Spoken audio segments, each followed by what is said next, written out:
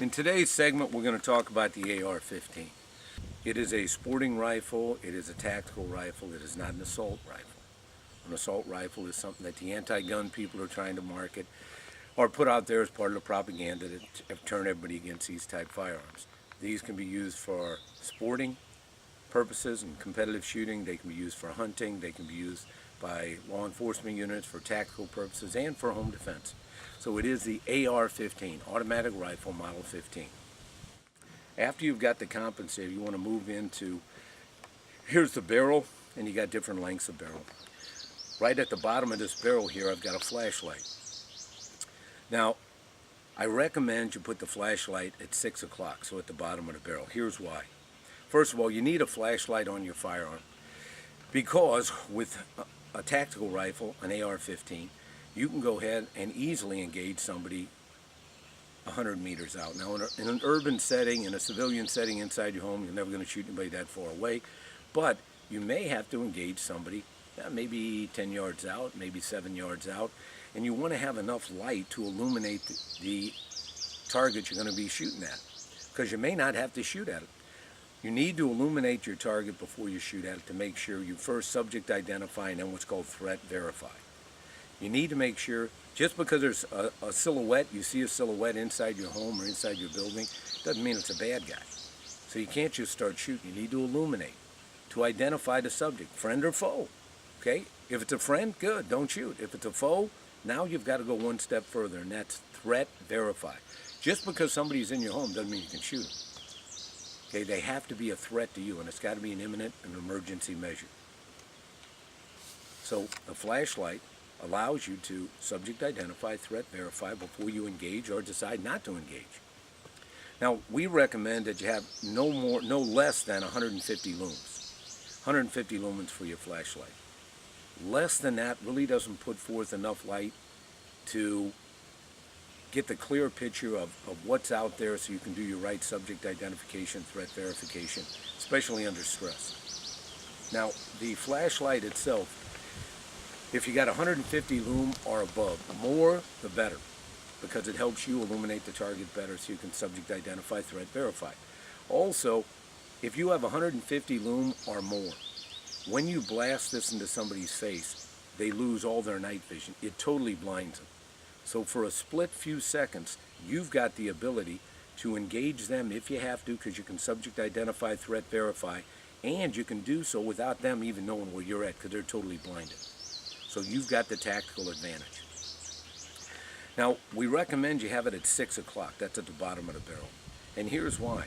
I talked to a gentleman who was in a tactical unit, military tactical unit, and he had been in combat in one of the specialized units, and he suggested we put the flashlight at the 6 o'clock position.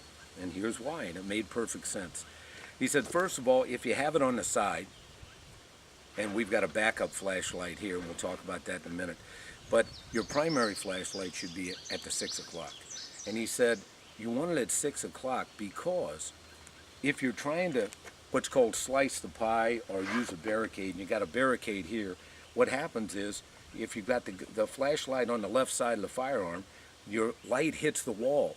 So it's not illuminating your target at all, or subject identify, threat verify, and it's hitting the wall and the light's bouncing back at you, interfering with your vision, especially your night vision. Also, if you decide to bring the flashlight up higher on the top, what happens is, as you're shooting this thing at night, when a bullet comes out of the barrel, you're going to have some white smoke.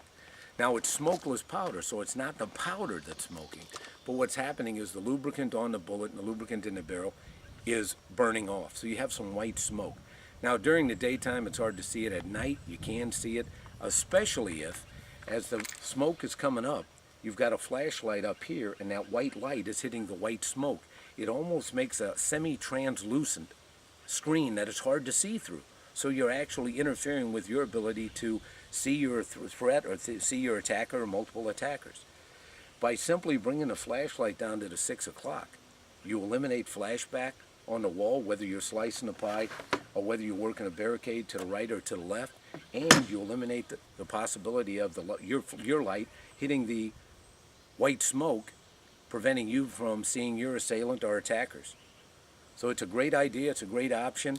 The individual was in a combat situation, and therefore I really give him a lot of credibility for what he says, and I want to give him credit for helping me tell you today that the 6 o'clock sight picture is the best way to go. Now, I've got this set up on a pressure switch right up here. I like the pressure switch because I can utilize it while I've still got a good grip on the rifle, and I'll show you about the grip here in just a minute. Then I've also got a backup flashlight here, which is thumb activated. Now, the reason I've got a backup flashlight is there's an old saying in the military and in tactical units: 1 is none, 2 is 1.